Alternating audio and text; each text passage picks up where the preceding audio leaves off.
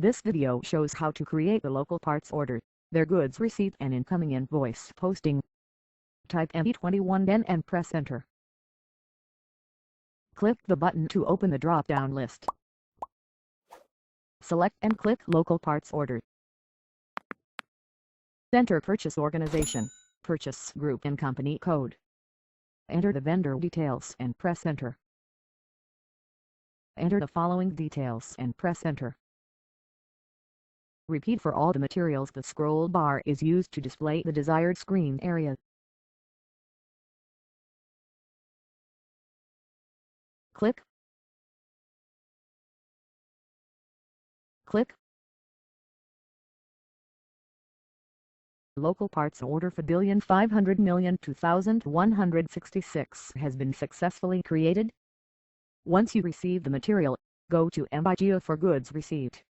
Type /NIGO and press enter. Enter the purchase order number and press enter. The scroll bar is used to display the desired screen area. Enter storage location 001 and press enter. Click Item OK check box. Repeat for all line items.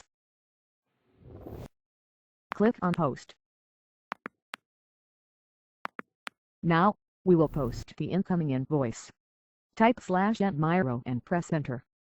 Now we have to enter the invoice date. Click Add for. Select invoice date. Now enter the purchase order number and press enter. Tick all the check boxes. Now go to Tax drop-down and select the correct tax code as given in the PO. Here we have selected V3V3. Click. Now enter the baseline date.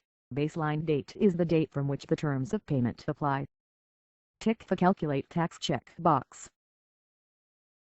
Copy this amount. Paste this amount here. Click Simulate. Click Post. Now, to see the complete document flow, go to /NME23N and press enter. Click Purchase Order History. You can see the GR number and the invoice number with their respective amount. Click the button to check the second material.